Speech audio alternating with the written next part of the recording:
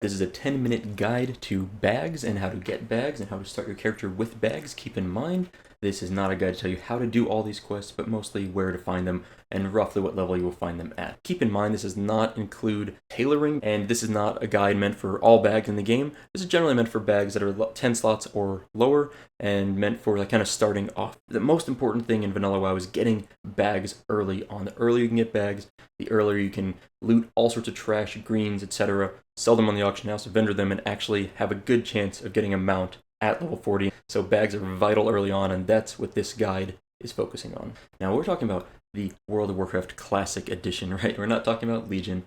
This is not your son's 34-slot bag set of bags we're talking about here. We're talking about the olden days where you were thankful to get an 8-slot bag. I mean, you were super excited to get an 8-slot bag, let me tell you.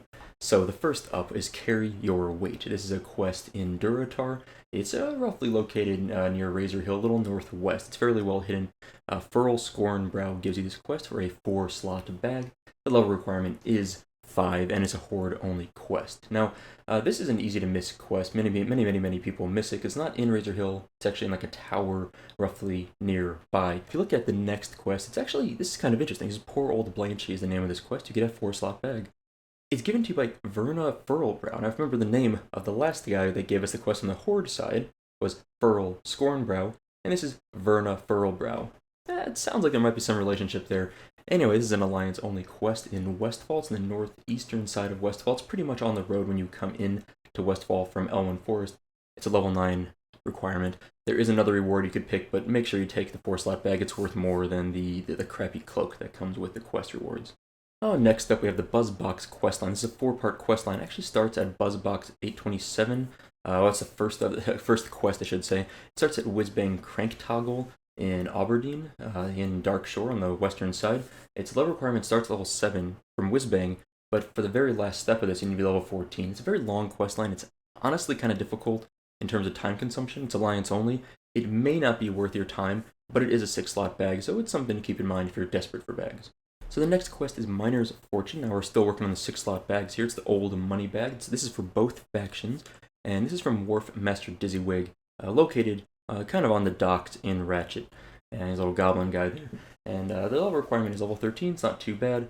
And it's actually, the bag itself is contained in like a coin sack. So actually, you finish the quest, you get the coin sack. When you loot that, it has the bag itself and some silver in there. So Blueleaf Tubers is another quest actually located in Ratchet from another goblin, Mebok Mizzy-Rix, and this is another 6-slot bag. This is also available for both factions, although the level requirement is quite a bit higher at level 20. This will actually take you into Razorfin Crawl, this quest line, so until you're ready for that instance, you won't be able to complete this quest. This one is Kodo Hide Bag is the name of the quest, but it's actually, this is kind of interesting. So this is a quest giver in the middle rise of Thunderbluff, Varen Tallstrider. Level requirement is level 5, and this is for a leatherworking pattern that will give you the ability to make Kodo Hide bags. These are actually 6-slot bags, and it's obviously a horde-only quest, but the pattern itself is not bind on pickup. So technically, a horde character could get the pattern, put it on the neutral auction house, and then an Alliance player could buy it and then craft these bags. However, generally Kodos you won't really run into on the Alliance too early on, whereas in the horde side you will find them in the Barrens. But this is one of the earliest 6-slot bags you can actually obtain. And so if you are a leatherworker and you get this pattern, you can actually make some money off it if you advertise these. I don't think a lot of people realize this pattern exists, and I believe it is the only leatherworking bag pattern in Classic WoW, as far as I know. Now this one is actually just a rare spawn, not a quest. This is Fedfennel. He's located in Elwyn Forest on the northeastern side near the lake. This is obviously Horde or Alliance could kill him, but realistically Alliance are the only ones that should be there at the appropriate level. He's a level 12 elite, and he has like roughly an 80% chance of dropping this 8-slot bag. It's a very high drop rate for this, and it's a really high slot bag for a level 12 elite. So if you can get this guy around level 12 and you can kill him, that's an amazing drop if you happen to pick up the bag. So it's worth taking a look if you're over in this area. This next one is located, it's Captain Sanders' Hidden Treasures, the quest, located all along the coastline of Westfall. And now you can see a little dot there is going to show you kind of anywhere along there. Kill any of the Murlocs, and they have a chance of dropping this Captain Sanders treasure map. It requires level 10, starts the quest, and it's a pretty long quest line. It's like a 4-part quest, but if you complete it, you'll get an 8-slot bag. That's actually pretty huge for, roughly level 10 or 11. So anywhere on the Westfall coastline, kill Murlocs until you get that quest, or get that map, and then you can start the quest line. This is obviously Alliance only. Foe Reaper 4000 is another rare spawn, so it's our second rare spawn. Another quest located in Westfall, another bag location in Westfall. It's the third one. This is a 10-slot bag that can drop from the Foe Reaper 4000. It's a rare spawn, so it's not always there. Again, this is probably Alliance only for the most part. You don't really expect Horde to come all the way over here for this character. But if you happen to see this mob, go ahead and kill him anyway. It's roughly a 75% drop rate, and of course this could vary by patch or whatever Blizzard does with Classic WoW.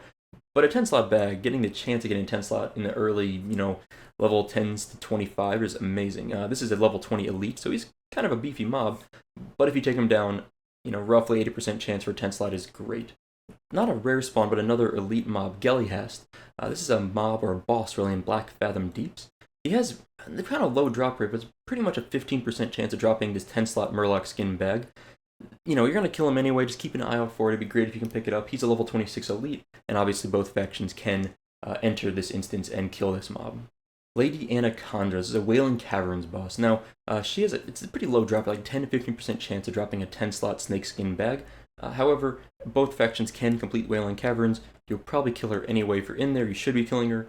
She's level 20 elite, so it's again worth keeping an eye out for what is a pretty low drop rate, but would be a great pickup early on. A 10-slot bag is awesome around level 20.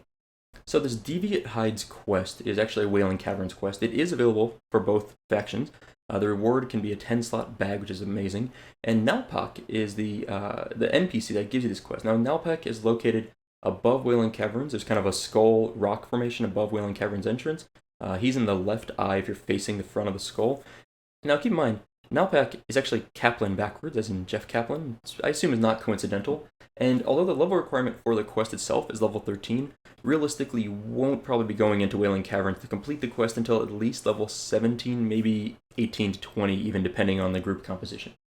The Night Watch is another quest, Alliance only. It's in Duskwood, located near Darkshire, pretty much in Darkshire. It's given to you by Commander Althea Ebenlock. And now this is the Gunny Sack of the Night Watch, the 10-slot bags. Again, one of these, another nice 10-slot.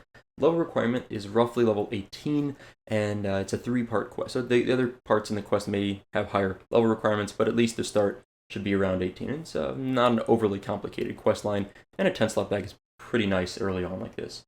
So the Fell Steeds of Shadowfang Keep. These are elite mobs, and now you might notice the picture on here is actually a scan I took of my dungeon companion because I couldn't find a map of Shadowfang Keep showing this clearly anywhere else.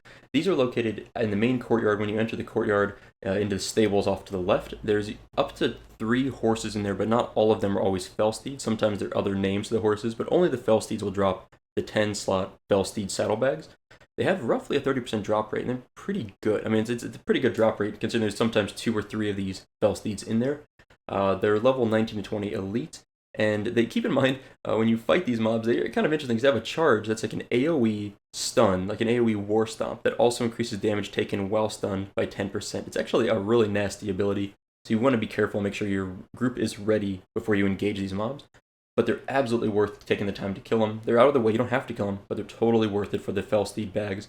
And in my opinion, this is actually one of the best ways to farm 10-slot bags early on. If you get a good group of 5, just keep running in. It takes probably 10 minutes to get to these. You could probably, and you have usually at least 2 of them spawned, 30% drop rate for 2 of them. It's a pretty good chance of getting a 10-slot bag for your group. So if you want to farm them, maybe this is the way to go. Just keep resetting, come in, clear, go back and forth, and you might be able to get a few 10 slots for everyone in the group can at least get 1 10-slot. Ooze Covered Bag, the 10-slot bag from Sita in Menethil Harbor. Now, this is a notoriously terrible drop rate for this quest. I don't recommend you do this quest, to be honest. It's not worth it, probably. But if you're out there anyway, it's something to keep in mind if you're really desperate for a bag. But man, this drop rate is painful.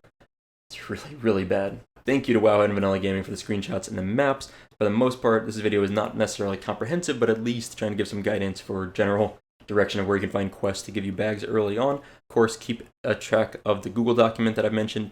It's in the video description. I will update it as people give me any other, things that I've missed that are worth adding. So thank you guys for watching. Hope you enjoyed it, and I'll see you next time.